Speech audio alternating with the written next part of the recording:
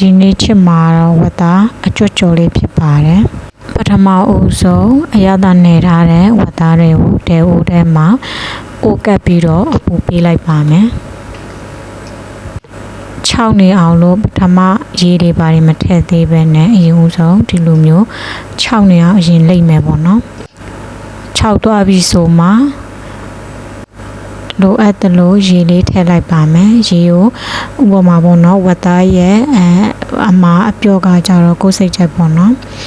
ပြီးရင်အုပ်ပြီးခါကြရင်ဝင်ပစ္စည်းကကျက်တော့ view နဲ့ချင်းပဲပေါ့နော်ထောင်းထားပါမယ်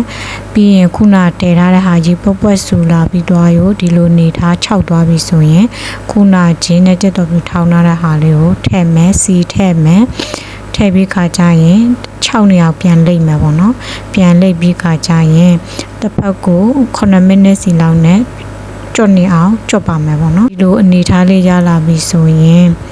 တစ်ဖက်ကိုလှန်ပြီးခါကြရင်နောက်တစ်ဖက်ကို3မိနစ်လောက်စောက်ပြီးတော့ပြန်ပြီးတော့ကြော်ထားပါမယ်ခုတတိထားမှာကြတော့လေကိုချက်တဲ့အိုးကကြတော့မီးပြင်းတယ်လို့ပေါ့နော်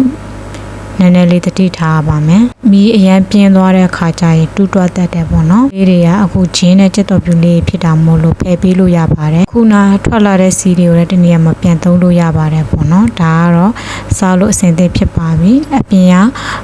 ကကြွတ်လေးနဲ့အထက်ကမွမွလေးဖြစ်နေတာပါအရန်လွယ်တာမို့ချစ်စားကြည့်ကြနော်ဘိုင်ဘိုင်